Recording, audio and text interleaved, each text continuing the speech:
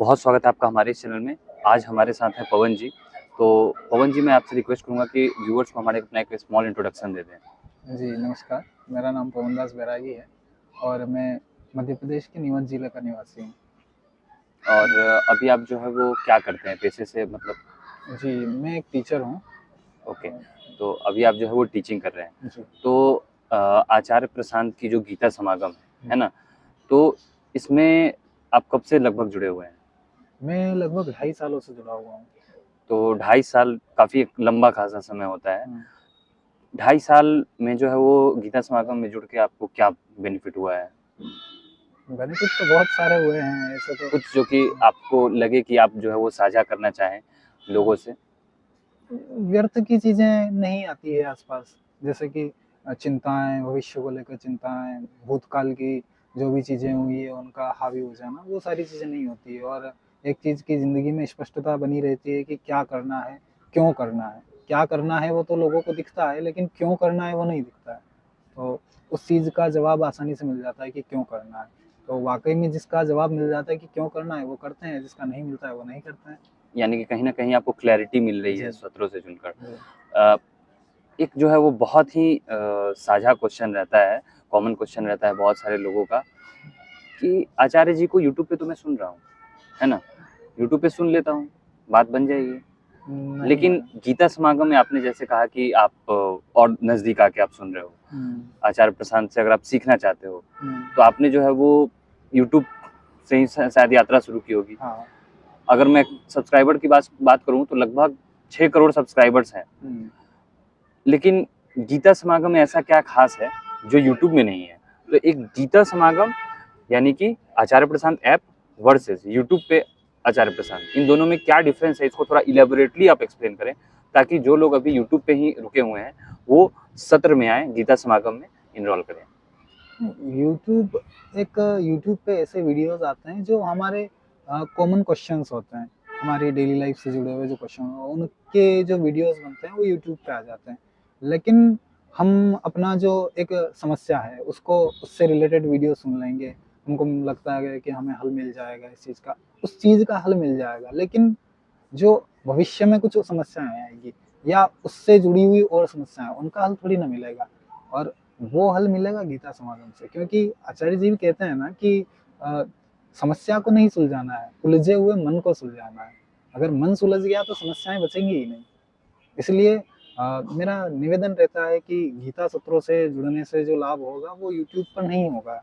YouTube पे हाँ, शुरुआत यूट्यूब से हो सकती है, लेकिन अंत यूट्यूब पर नहीं हो सकता है क्योंकि आपको गीता कम्युनिटी पे आना पड़ेगा तभी जाके आप उस चीज़ के केंद्र में जो है, जिस समझ की बात आचार्य जी करते हैं, उसके केंद्र में जो अध्यात्म है, उससे अगर आपको जुड़ना है, तो उसके लिए तो गीता समागम तक आना ही पड़ेगा आपको।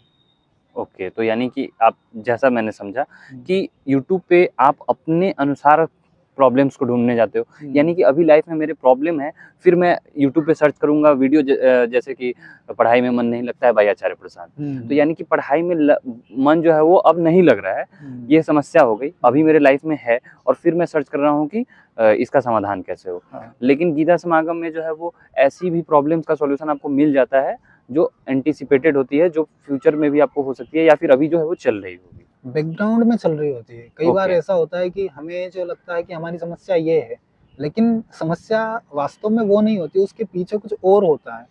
जैसे कि फ्रॉइड बताते हैं ना कि जैसे मुझे सपने आ रहे हैं कुछ भी उलट-पुलट, तो मुझे लगता है कि यार मुझे सपने क्यों आ रहे हैं? सपने के पीछे की वजह कुछ और है।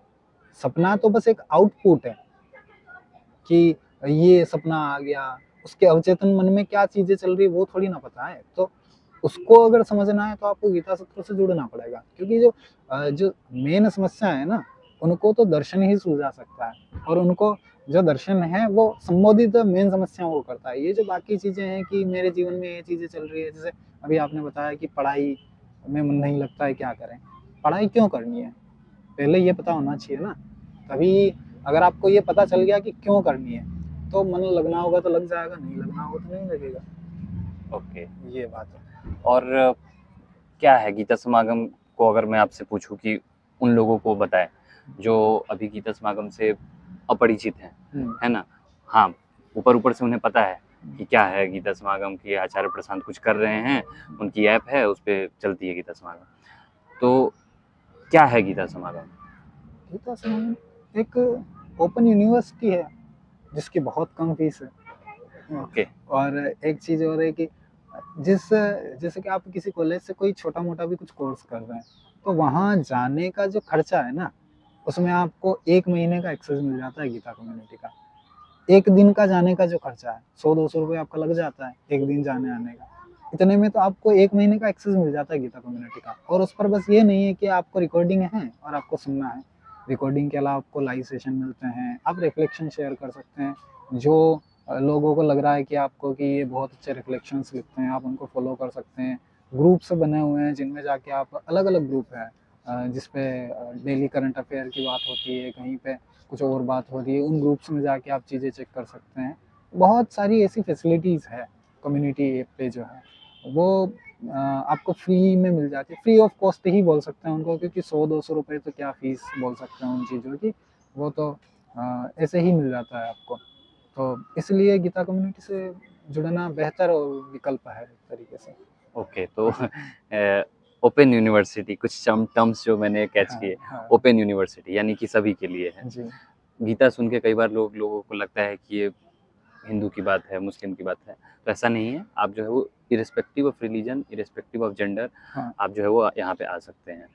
दूसरी बात आपने कही कि 1 दिन का जो जाने का किराया होता है, उतनी जो है वो इसकी महीने की एक तरह से कंट्रीब्यूशन अमाउंट मैं बोलूँगा। हाँ, हाँ। 50 रुपीज़, 100 रुपीज़, 200 कुछ हार्डली नहीं है। आप उतने में जुड़ सकते हैं।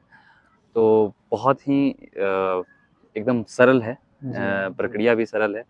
ये आपकी नीयत के ऊपर डिपेंड करता है कि आपको सीखना है, बढ़ना है, जानना है, चेतना को उठाना है, तो आपके लिए है। या फिर अगर आपको बस हाँ, ऐसे ही पैदा हुए हैं, मर जाना है हाँ, तो वो बात अलग है। अगर नहीं जानना है तो उसके लिए उसका तो उनके कोई लिए फिर कोई समाधान नहीं है। हाँ। ओके, तो बहुत अच्छा लगा, आपने जो है वो डिटेल में एक्सप्लेन कर दिया। फिर भी अगर आपकी कोई क्वेरी होती है तो आप जो है डेफिनेटली कमेंट कीजिएगा। एंड थैंक यू सर हमारे चैनल पे आने के लिए। जी। नमस्ते।